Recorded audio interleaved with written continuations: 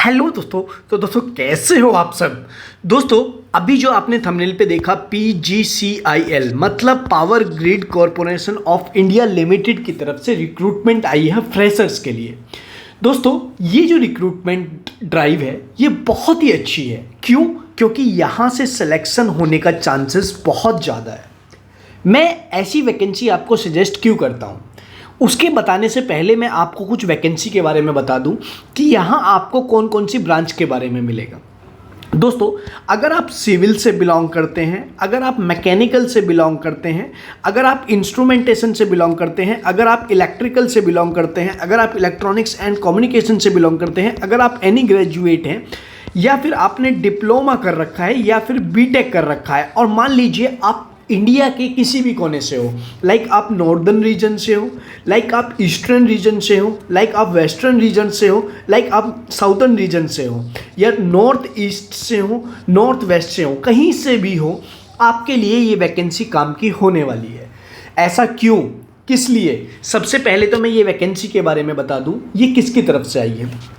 दोस्तों ये एक अप्रेंटिसशिप वैकेंसी है, अप्रेंटिसशिप। लेकिन यहाँ एक तो सैलरी अच्छी रहने वाली है और मैं आपको लास्ट में ना बता के पहले ही बता देता हूँ।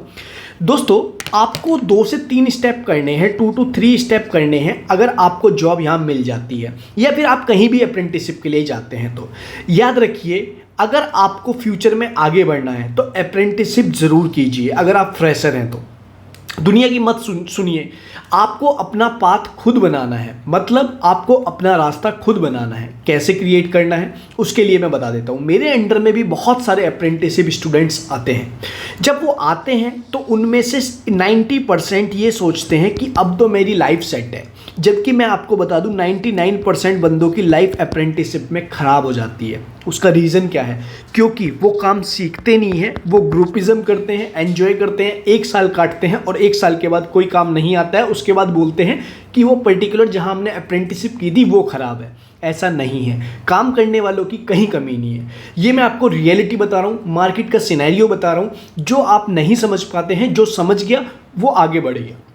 दोस्तों इसकी स्टार्टिंग डेट और फाइनल डेट क्या रहने वाली है उसके बताने से पहले मैं आपको पहले ये बता दूं कि जिन्होंने अभी तक कमेंट सेक्शन में अपनी ब्रांच और पास आउट का जिक्र नहीं किया है, यार 1 सेकंड लगेगा, वीडियो को पॉज करके अपनी ब्रांच और पास आउट ईयर कमेंट में मेंशन कर दें।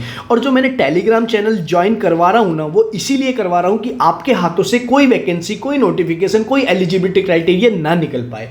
तो याद रखिए ये दोनों चीज़, एक तो टेलीग्राम चैनल ज्वाइन और कमेंट सेक्शन में अपनी ब्रांच और पास आउट और वीडियो को लाइक जरूर कर दीजिए, क्योंकि आपके एक लाइक से हमें मोटिवेशन मिलती है, हम आपके लिए अच्छी अच्छी वीडियो ला पाते हैं। अब बात आई वैकेंसी की। दोस्तों सबसे पहले मैं बता दूं ये इसकी स्टार्ट डेट क्या है। स्टार्ट डेट ये जो है आप देखेंगे इंपॉर्टेंट डेट्स क्या है, 1 7 को स्टार्ट हो चुकी है, मैंने देखी आज ही है, इसीलिए आपके सामने नोटिफिकेशन लाया हूं। और लिस्ट की लास्ट डेट रहने वाली है 31 7। दोस्तों एलिजिबिलिटी क्राइटेरिया क्या है इसका सबसे पहले बता देता हूं। Candidate who possess education qualification, कब? 2 year from the closing date of application. अब क्या है 2 ईयर? मतलब 2023 पास आउट, 2022 पास आउट और 2021 पास आउट, ये इसमें एलिजिबल है। दोस्तों इसमें कौन कौन एलिजिबल है पहले वो पढ़ लेते हैं। सबसे पहले तो आप देखेंगे awaiting of result of their final selection, जो बंदे अपना वेट कर रहे हैं फाइनल ईयर के एग्जामिनेशन के रिजल्ट का। दूसरा, नॉट कंप्लीटेड द 18 ईयर्स, ये जो जिनके 18 ईयर्स कंप्लीट नहीं हुए हैं। अंडरगोन अप्रेंटिसशिप, अगर आपने कहीं से भी ट्रेनिंग कर ली है वो एलिजिबल नहीं है। जॉब एक्सपीरियंस जिस पे 1 ईयर से ज़्यादा का है वो एक्सपीरियंस नहीं है, वो एलिजिबल नहीं है। तो कौन कौन एलिजिबल नहीं है? जो फाइनल ईयर के एग्ज़ाम का रिजल्ट का वेट कर रहे हैं, 18 ईयर्स से कम है और जिन्होंने ऑलरेडी अप्रेंटिसशिप कर ली है और जिसके पास 1 ईयर से ज़्यादा का एक्सपीरियंस है। 1 ईयर से कम का है मतलब 9 मंथ्स का है, आपके पास 10 मंथ्स का, 11 मंथ्स का है, वो यहाँ एलिजिबल है। इसके साथ साथ जर्नल कंडीशन भी है। दोस्तों इन्होंने बोला है कि आपको 1 साल के पीरियड के अप्रेंटिसशिप के बाद कोई जॉब नहीं दी जाएगी। सिलेक्शन प्रोसीजर किस बेस पे होगा? सिलेक्शन प्रोसेस इन्होंने लिखा है कि आपका मेरिट बेस पे होगा, percentage of marks obtained in qualification और नोट, और इसके साथ साथ आपका जो है आपको शॉर्ट लिस्ट किया जाएगा आपके मेरिट के बेस पे और आपको आपकी ईमेल आईडी पे बताया जाएगा। और इसके साथ साथ आपको एग्रीमेंट होगा 1 साल का।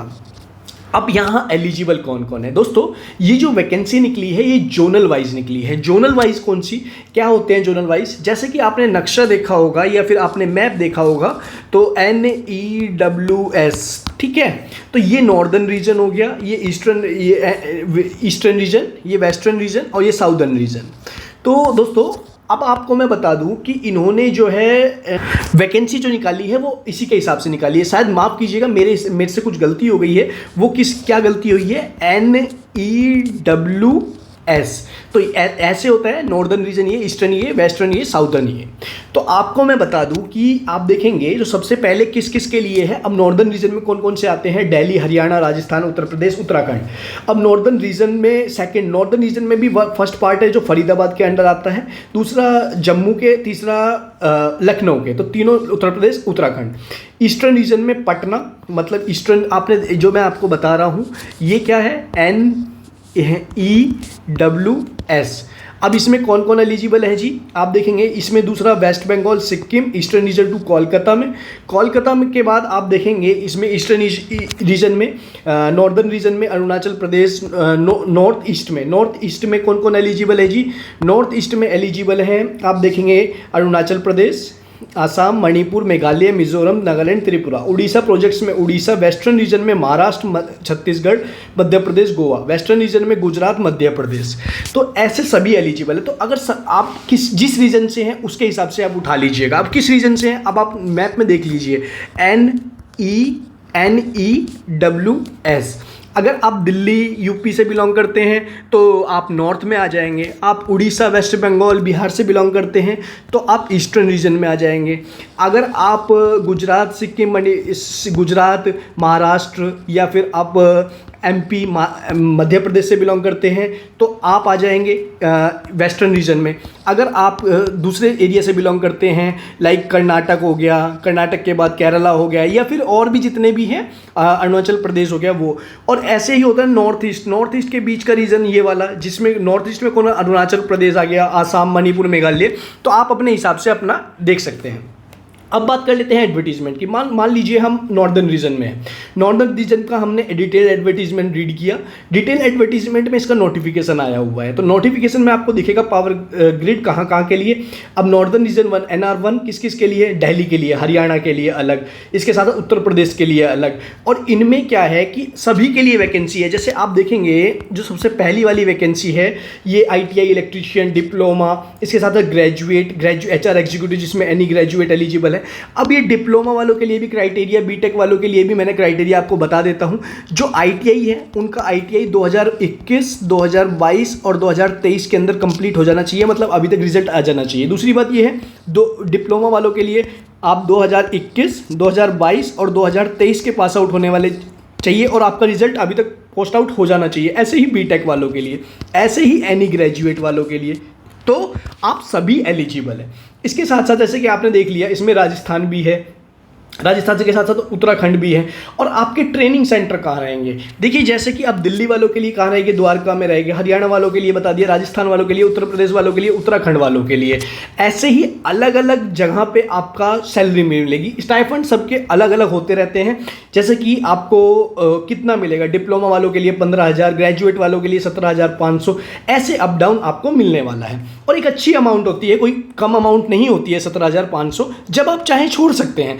इसके साथ आप देखेंगे, मान लीजिए आप उड़ीसा से हैं तो उड़ीसा का अगर हम डिटेल एडवर्टीजमेंट रीड करते हैं तो उसमें क्या दिया हुआ है। जैसे ही हम उड़ीसा का डिटेल एडवर्टीजमेंट रीड करेंगे तो ये नोटिफिकेशन आपको अपनी स्क्रीन पर नज़र आ रहा होगा। तो यहाँ ग्रेजुएट में आपका electrical, civil, HR executive, diploma electrical, civil, इन सभी के लिए वैकेंसी है। दोस्तों कहाँ है, जैसे कन्हैया, तालचर, बारीपाड़ा, क्योंझर, ऐसे अंगुल में, ये बारीपाड़ा, भुवनेश्वर या फिर रंगाली, हर जगह पे अलग अलग वैकेंसीज़ हैं। तो आपके लिए ऐसी अपॉर्चुनिटी मेरे हिसाब से दोबारा नहीं आएगी।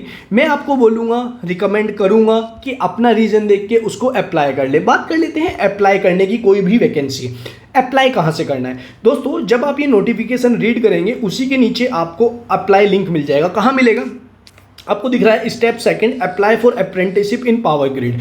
आप जिस जोन से हैं उसकी वैकेंसी देख के, उसका नोटिफिकेशन देख के यहाँ अप्लाई कर दें। अब आपको अप्लाई खुद करना है, अप्लाई तो मैं करने नहीं आऊँगा, लेकिन आपसे मैं रिकमेंड करूँगा कि आप अप्लाई ज़रूर कर दें और जल्दी से जल्दी कर दें। ऐसे नोटिफिकेशन आपके पास बार बार नहीं आएंगे, तो मत छोड़िएगा। सिविल, इलेक्ट्रिकल, मैकेनिकल और भी बहुत सब ब्रांचेस के लिए हैं। तो अगर आपको इन सब में ब्रांचेस आपके एलिजिबल नहीं है तो आप कमेंट सेक्शन में मेरे को बताते जाएं, नेक्स्ट वीडियो आपके लिए ज़रूर आएगी। वीडियो अच्छी लगे वीडियो को लाइक जरूर करें, अपने दोस्तों तक शेयर जरूर करें। मिलते हैं नेक्स्ट वीडियो में, तब तक के लिए जय हिंद।